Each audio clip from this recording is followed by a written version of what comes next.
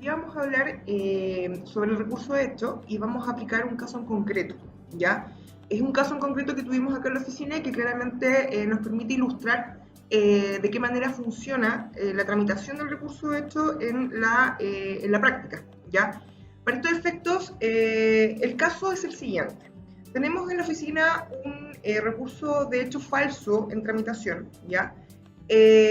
Basado en que en primera instancia, en un juicio ordinario, a nosotros nos concedieron una medida precautoria sobre prohibición de celebrar actos o contratos sobre ciertos bienes del demandado. Ya, ese es el caso en concreto.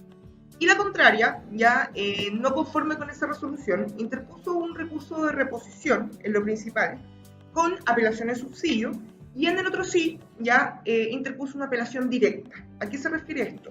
Se refiere que la contraria, el abogado contrario, estima en lo principal de ese recurso que en el evento en que consideremos que la resolución que acogió la medida precautoria es un auto, procedería un recurso de reposición con apelación subsidiaria, ¿ya?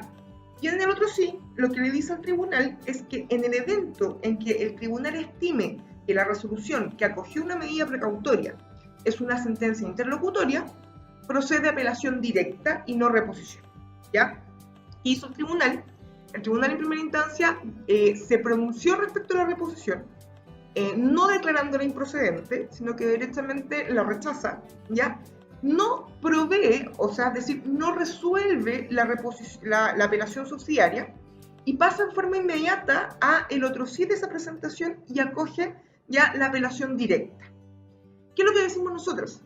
Decimos primeramente que el tribunal cometió un error, porque una misma resolución le concede a la resolución que acoge la medida precautoria dos naturalezas jurídicas distintas. Es decir, cuando el tribunal me está resolviendo la reposición y la rechaza, fundamentalmente la rechaza porque indica que no logró tener mayor convencimiento de que los fundamentos fueran desvirtuados ya para poder alzar la medida precautoria, ¿ya?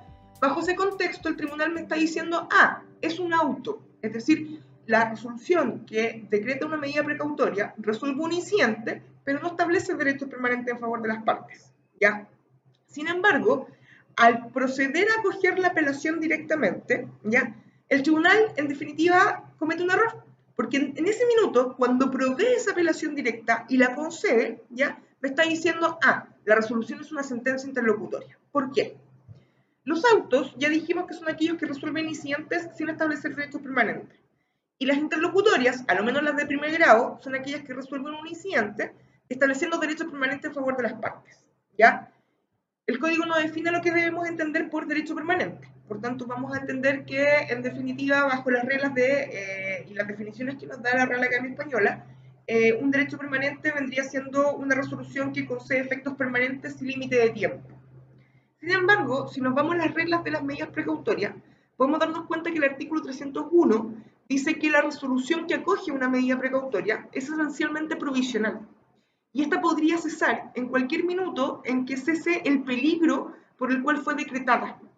Por tanto, si estamos en presencia de una resolución que el propio código dice que es esencialmente provisional, ¿ya? No podemos sustentar que es una sentencia interlocutoria, sino que derechamente es un auto. ¿Cuál es el problema?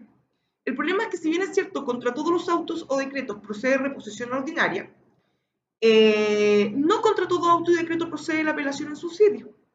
Si nos remitimos un poco a la materia que vimos en recurso de apelación, dijimos que los autos y decretos van a ser apelables solo en dos casos excepcionales, ¿ya? ¿Cuáles son esos casos? Uno, cuando el auto o decreto ordena un trámite no contemplado en la ley, o cuando el auto o decreto altera la sustanciación regular del juicio, ¿ya? ¿Qué se refiere a esto? Cuando el código me dice altera la sustanciación regular del juicio, se está refiriendo a que el tribunal transgredió el principio de orden consecutivo legal, es decir, no respetó las etapas que el código le indica o que la ley le indica dentro del procedimiento. Y cuando me dice que ordena un trámite no contemplado en la ley, se está refiriendo a que el tribunal decretó un trámite que la ley no contempla, no dispone, ya, y tampoco está dentro de las facultades prerrogativas del tribunal. Entonces, si nos vamos un poco a la resolución que acoge una medida precautoria, no es lo uno y no es lo otro. porque no es un auto que altere la sustanciación regular del juicio, ¿ya? Y tampoco, cuando el tribunal acoge una medida precautoria, tampoco está ordenando un trámite no contemplado en la ley, porque la ley sí contempla la posibilidad de que el tribunal pueda decretar medidas precautorias. Entonces, en este caso, lo que nosotros advertimos es que no procedía apelación en subsidio, porque el auto no es apelable, ¿ya? Pero además, tampoco procedía la apelación directa que el tribunal acogió, porque no era una sentencia interlocutoria. Entonces, como aquí el tribunal acogió una apelación que debió haber sido desestimada, nosotros interpusimos un falso recurso de hecho, ¿ya? ¿Dónde se interpone? Se interpuso directamente ante la Corte de Apelaciones dentro del plazo de 5 días contados desde que el expediente, en definitiva los autos, ingresan a la Corte, porque acuérdense que aquí se acogió una apelación, por tanto esa apelación va a subir, ¿ya? Es decir, va a ingresar al tribunal de alzada, al tribunal de segunda instancia. El plazo para interponer recurso falso, recurso de hecho, es de 5 días desde que ingresan a la Corte, ¿ya? Y debe ser interpuesto directamente ante la Corte de Apelaciones respectiva, y en definitiva hay que tener sumamente claro que en este caso tu contraparte no va a ser el recurrido ya en la apelación original o el recurrente en la apelación original, sino que en este caso tu contraparte va a ser directamente el tribunal, porque tú interpones el falso recurso de hecho en contra del tribunal, ¿ya? Puede verse en cuenta o puede solicitar alegatos, ¿ya? Siempre es recomendable alegar el recurso. Y en caso que sea acogido, ya directamente la Corte, en el caso en particular de nosotros, debiese decir y declarar inadmisible esa apelación, ¿ya? Recuerden también que el recurso, falso recurso de hecho también podría ser interpuesto por otro motivo. Podría ser interpuesto porque el tribunal, si bien es cierto, concede una apelación que sí debió haber sido concedida, la está concediendo en un efecto distinto al que procede procesalmente. Es decir, la confirió en el solo efecto evolutivo o en ambos efectos cuando correspondía el uno o el otro, ¿ya? Y en ese caso, en el caso que te acogieran ese recurso, la Corte lo que tendría que hacer es ordenar al tribunal de primera instancia, ¿ya?